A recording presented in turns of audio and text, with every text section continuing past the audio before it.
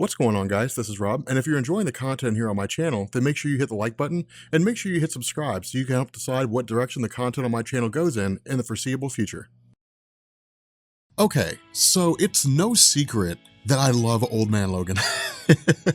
I love the Old Man Logan stories. I wish they were not released monthly because we had to wait 2 months to cover this story. I really wish that Marvel did not release their comics monthly. I wish they were releasing them bi-weekly, but they're not, so we just kind of have to work within the confines of what we have. But this is Jeff Lemire really just kind of going back through and saying, here is how we get into the story, or how we get to the point where Old Man Logan relives all of his old experiences. Now, this is really kind of cool because this is designed, or at least the upcoming story, is designed to be Jeff Lemire's swan song for Old Man Logan. We know he's leaving after this particular bit is over, and so it's gonna be sad to see him go, but it's been one hell of a ride. And I consider this some of the best Wolverine writing of all time. And that's why I have a playlist for Old Man Logan and All New Wolverine, so that we can go through and we can literally start with the origin of X-23 and we can work our way forward and just see some incredible storytelling with the Old Man Logan line of stories, and even the X-23 line of stories. But the fact remains here, this comes out of the last story that we went over called Return to the Wastelands. And remember, Return to the Wastelands basically dealt with the idea that Old Man Logan was kind of experiencing this jump between the reality he hailed from, the wastelands, the universe that he hailed from, with the modern day. And so he didn't know if what he was seeing was real or an illusion. Now, by the time it was all said and done, it was basically shown to us that it was an illusion that was cast by Jean Grey, who was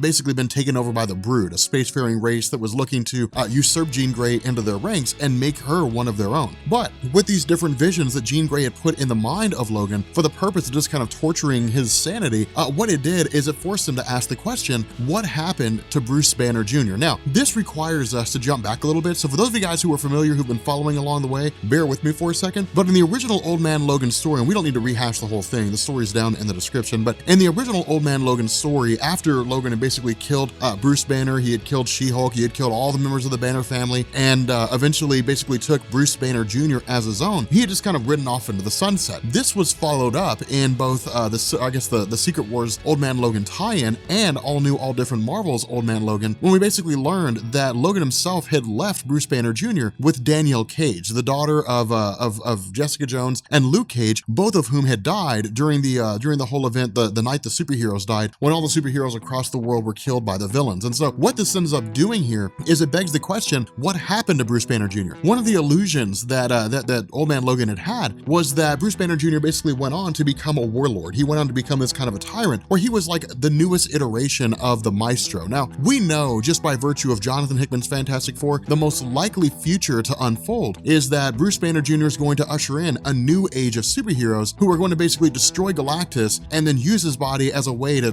jump back into the past, simply because of the fact that the Earth is on the verge of destruction, because the Earth is just kind of coming to an end. The planet's approaching its twilight. So because of that, we know that's the future that's most likely going to happen. But the question that's being asked here is, what if that future doesn't happen? What if Bruce Banner Jr. becomes a warlord and rules the Earth? And so the goal of Logan is to travel into the past to figure out what happened to Bruce Banner Jr. and try to guide him in the right direction. Now, this will likely culminate in Bruce Banner Jr. being brought back to the modern day. I really have no idea where we'll go from there, but the entire event here is basically having Logan break into the cellar. Now, the cellar is one of a multitude of different prisons that exist across Marvel Comics, and a lot of these are designed for the purpose of housing individuals who are extremely powerful. Some are more powerful than others. So like the Raft is designed to house people who are pretty powerful. The cellar is for people who are insanely powerful. So again, it's really like different locations for different levels. Now, there are some people who just deserve a more personal touch. For example, Thanos. Because Thanos is so dangerous, because he's so intelligent, and because he's so capable, he was held within the Triskelion, the home base of the Ultimates, so they could keep a personal eye on him and make sure he didn't escape, just because if he did, he would lay waste to the superheroes on Earth. And so because of that, and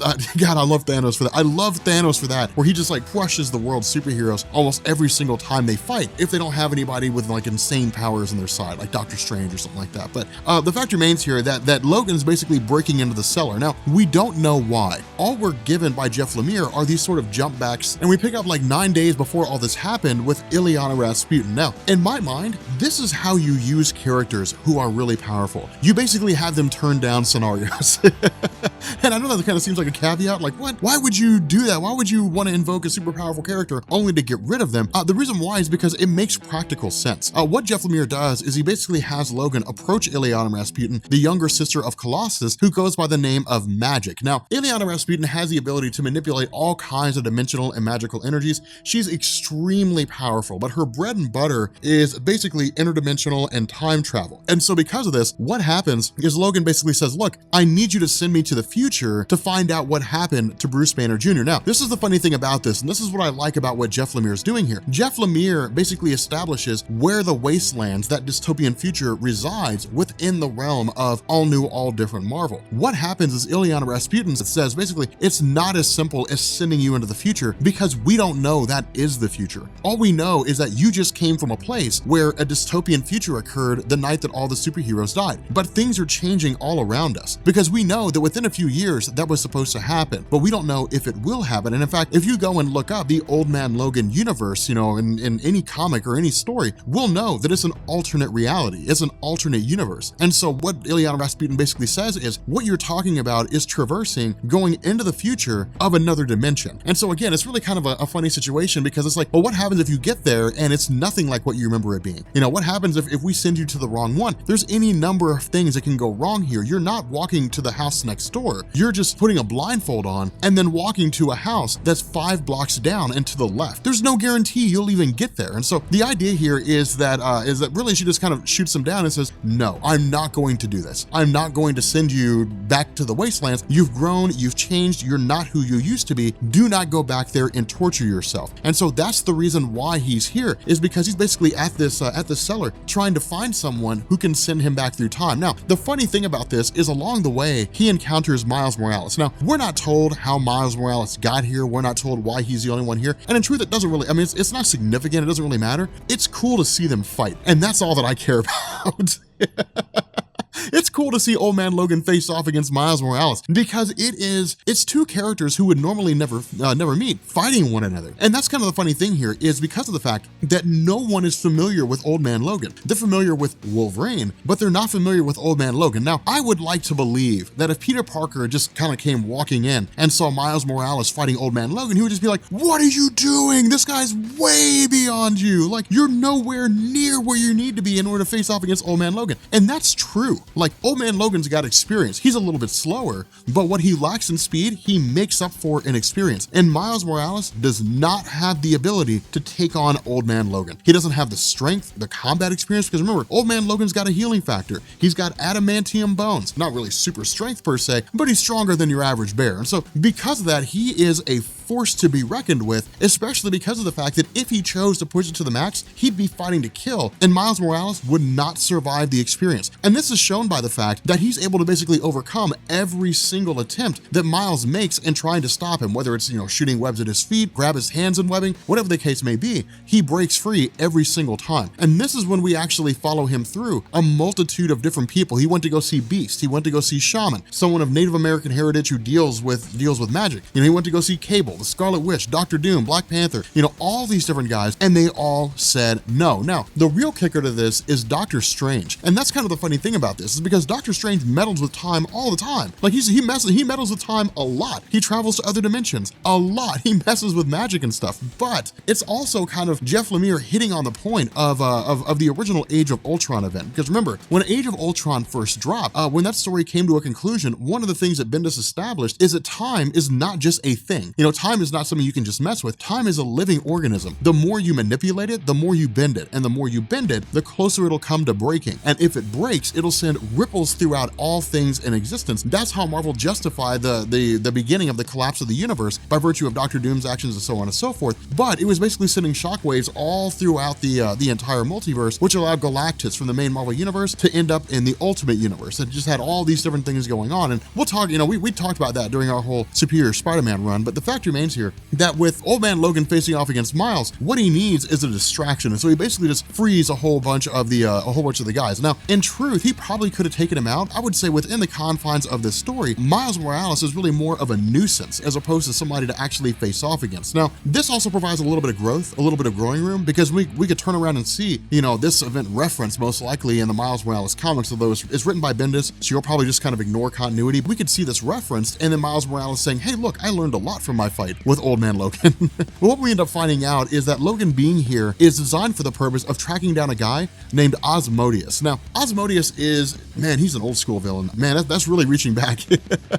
But he was a minor guy at best. But Asmodeus is a guy by the name of Benton, and he's actually somebody who sold his soul to a guy named Satanish. Now, within the realm of Marvel Comics, there's all kinds of demons, right? Like Mephisto is at the top of all the demons that exist. He's effectively the devil. He's basically Satan in the realm of Marvel Comics. And so because of that, he's extremely powerful in terms of his abilities. I would say that he's probably up there with some of the most powerful cosmic entities if he's in his home dimension, if he's in the realm of hell. Now, if he leaves hell, his power will start to dwindle the longer he stays away, which means he'll just start getting weaker and weaker to the point that he can be killed by some of the higher ranking members of the Marvel Universe. It would take everything they have to do it. But if Mephisto's out of his own realm long enough, it can probably happen. But with regards to Asmodeus, you know, jumping back to this guy, he was part of a group called the Cult of Satanish, I think it was. And they had basically sold their soul to Satanish in exchange for power. What ended up happening is Asmodeus actually took over as the leader of the cult and then was eventually defeated and captured by the Avengers, and he's just been there ever since. He's just been in this prison ever since then. So it's really Jeff Lemire kind of reaching out of nowhere to grab this guy. But what ends up happening is Old Man Logan basically frees Satanish, gives him his wand, gives him his staff and his cloak, after which we learn that he had actually stolen them from Doctor Strange's home, and then basically engineers their escape from Miles Morales and everybody else. And so what ends up happening here is Satanish basically says, I need some of your blood. If we're going to go through with this, I need some of your blood. What I'll do is I'll send your mind into the body of your younger self, much like what we saw Claremont do with Days of Future Past, and then we'll follow the events of Old Man Logan. And that's exactly what happens. With Logan being sent back into the body of his younger self in his own dimension, what ends up happening here is we actually jump back to 1812, really to like the first major event of his life, when he was in conflict, you know, and I guess when he really come into his powers and began to understand who he was. And so because of this, what this does is it lays the groundwork for the entire life of Old Man Logan. It follows his entire existence as he goes from being, you know, this guy that first learned about the basis of his powers when he was younger, fighting in the War of 1812, presumably up until the modern day in terms of when the Wastelands event happened and how the different villains took over the world. And so God willing, we will actually see the entire event unfold. We will see the entire conflict take place. Hopefully that's what happens. I have no idea. But if you guys are new here to Comics Explained, make sure you guys hit the sub button to become part of the Rob Corps. If you guys enjoyed this video, make sure you drop a like, and yeah, I will catch you guys later. Peace.